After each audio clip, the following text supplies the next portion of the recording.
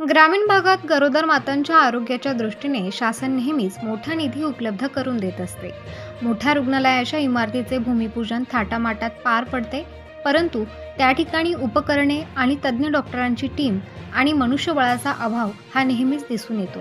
म्हणून आदिवासी भागात त्याचा फटका गर्भवती मातांना बसल्याचे चित्र नेहमीच पाहायला मिळते। 6 एप्रिल रोजी कळवण तालुक्यातील गोळाखाल येथील छकुली चेतन महाले ही गर्भवती महिला प्रसूतीसाठी सकाळी 11 वाजता कळवण उपजिल्हा रुग्णालयात दाखल झाली।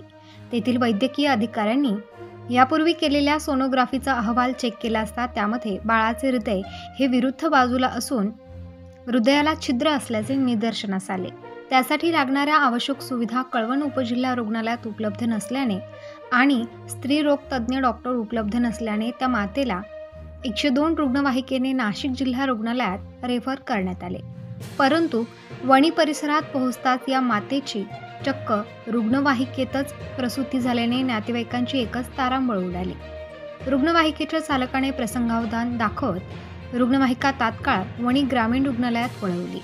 तेथील बालरोग तज्ज्ञ नेहा सिंगल यांनी बाळाला व मातेला आवश्यक ते प्राथमिक उपचार करत पुढील उपचारांसाठी नाशिक जिल्हा रुग्णालयात पाठवण्यात आले। नाशिक जिल्हा रुग्णालयात बाळ व माता सध्या उपचार घेत आहेत असे गर्भवती महिलेचे पती चेतन महाले यांनी सांगितले। परंतु कळवण येथे सुसज्ज असलेले उपजिल्हा रुग्णालय असून त्या ठिकाणी स्त्रीरोग तज्ज्ञ हे पद आजही रिक्त आहे।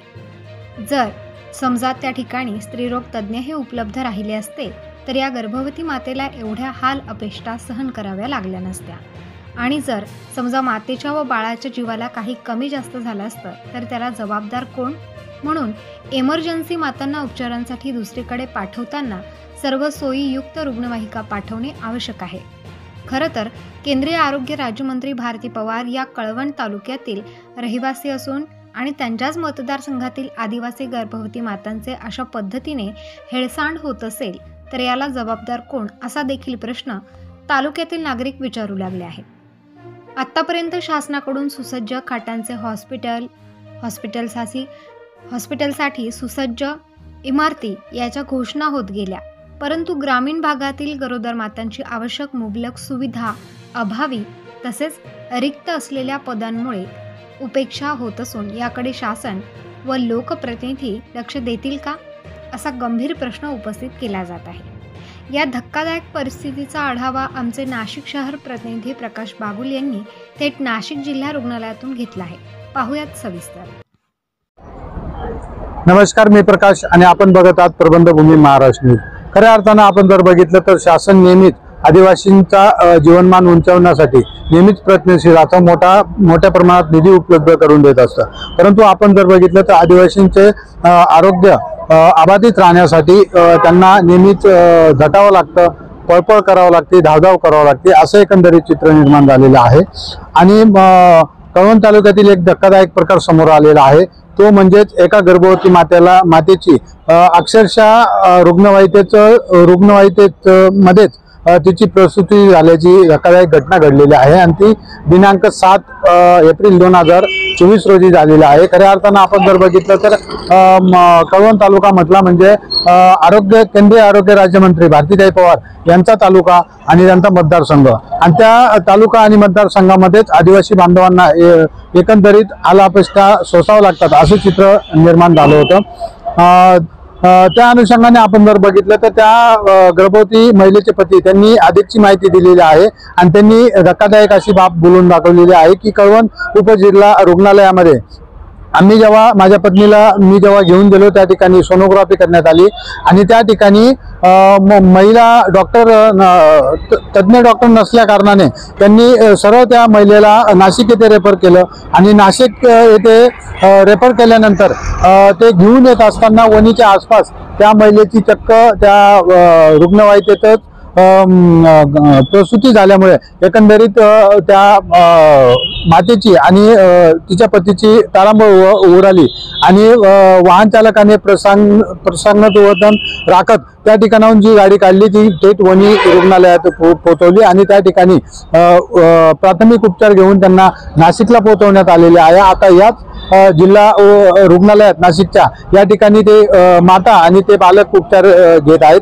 आता परिस्थिती त्यांची तब्येत जरी चांगली असली परंतु त्यांना खूप हालापेष्टा सहन करावं लागल्या. वेळोवेळी हा कळवण जिल्हा रुग्णालयामध्ये या ठिकाणी अपुऱ्या सुविधा आणि डॉक्टरांची अपूर्तता ही नेहमीच समोर आलेली आहे. म्हणून कळवण तालुक्यातील आदिवासी जनतेला एकंदरीत मोठ्या हालापेष्टा सहन करावा लागता हे देखील चित्र बहुधा समोर आलेलं आहे. परंतु आपण जर बघितलं तर केंद्रीय आरोग्य मंत्री नेहमीच मोठमोठ्या निधींची घोषणा करत असतं.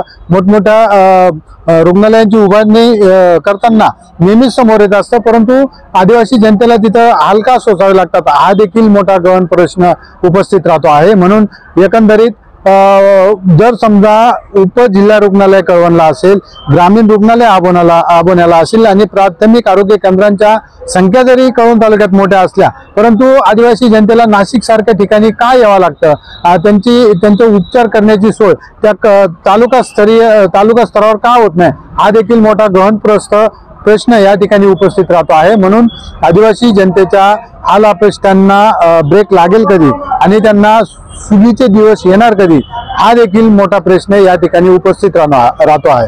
येणाऱ्या निवडणुकीच्या काळामध्ये जो कोणी आमदार होईल, जो कोणी खासदार होईल तो तरी आदिवासी जनतेकडे लक्ष देईल का हा देखील मोठा प्रश्न या ठिकाणी समोर येत आहे.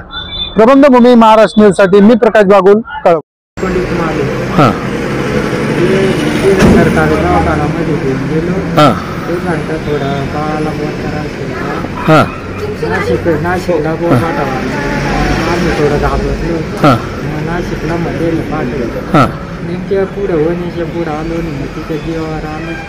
मग गाडीत मोकळी झाली.